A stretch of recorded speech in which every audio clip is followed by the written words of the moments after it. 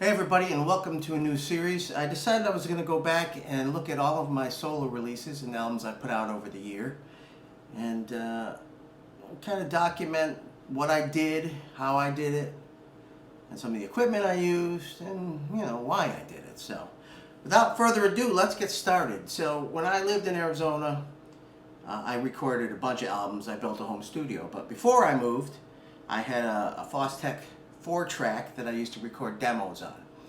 And I had some songs I started in New York City when I was in a band there.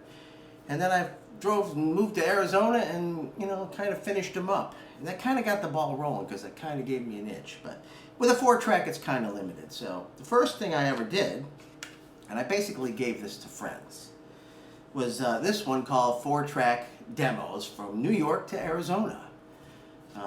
I made them on CDRs, I gave them to friends, things like that. But I did little booklets and inserts and, things like that. Just burned CDs. I actually recorded this in between 95 and 96. These were all done on a 4-track. There's, I don't know how many songs are on here. Let's count them. I can't even count. 1, 2, 3, 4, 5, 6.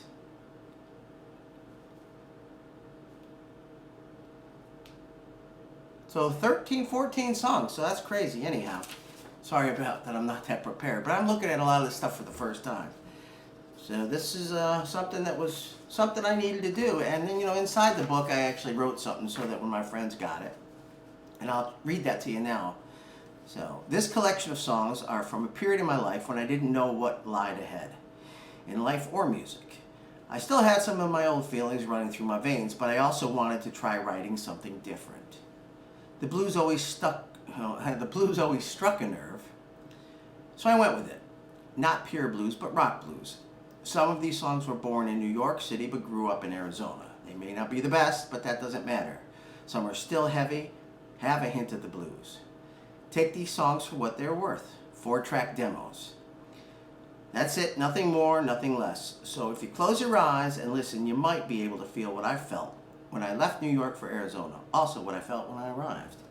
And then I wrote my name, and then I wrote not produced. So anyways, I wrote all these songs, and that's really it. Very rough.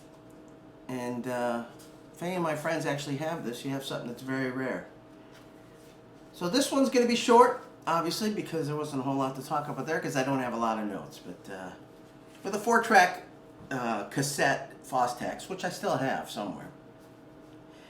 And, it's kind of tough to record with one of those. You got to do a lot of bouncing, got to get creative. And I was learning. I mean, I've been in a lot of studios over the years, and I took in everything I could every time I was in one. And just trying to soak it all in, because to me, that's part of the creative process, is learning how to record and produce as well. So songwriting was very new to me, though I'd been doing it for a long time. This was actually something that I put out. Anyhow, that's it for episode 1. And thanks for watching. Just subscribe and do all the good stuff that goes along with following along someone. We'll see you on the next one. Bye.